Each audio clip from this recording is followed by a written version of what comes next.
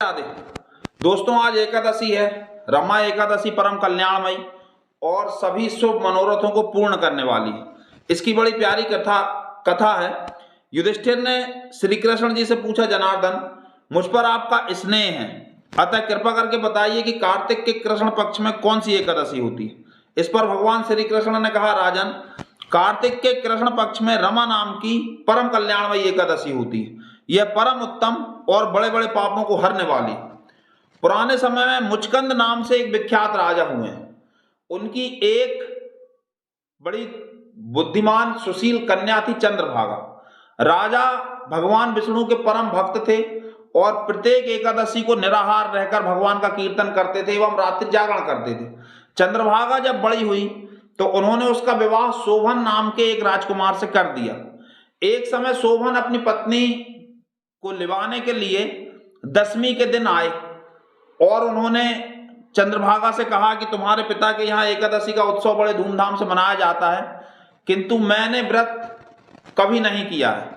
इस पर चंद्रभागा ने कहा कि नाथ, आपने कभी व्रत नहीं किया है, किंतु मेरे मायके में मनुष्यों की तो बात ही क्या, पालतू पशु भी एकादशी के दिन अन्न ग्रहण नहीं करते।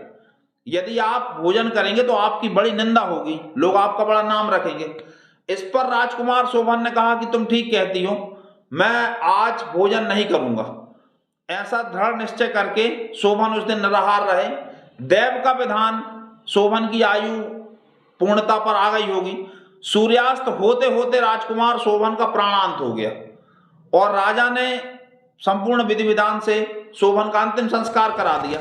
चंद्रभागा अपने पिता के यहां ही विधवा अवस्था में रहने लगी। कुछ समय बाद ऐसा हुआ कि राजा के पुजारी सोम शर्मा मंदराचल पर्वत पर गए और उन्होंने मंदराचल पर्वत पर बड़े सुंदर रमणीक नगर को देखा, जिसके राजा के रूप में राजकुमार शोभन विद्यमान थे। राजा के दामाद को पहचानकर सोम शर्मा उनके पास गए और उन्होंने उनसे उनका कुशल क्षेम पूछा। इस पर शोभन ने बताया कि मेरी आयु पूरी हो गई थी, किंतु मैंने बगैर श्रद्धा के एकादशी का व्रत रखा था।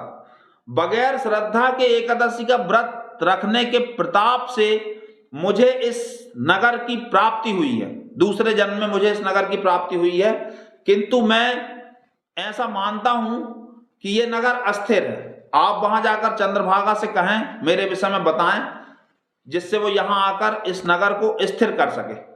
इस पर सोम शर्मा वापस राजा मुचकंद के राज्य में आए।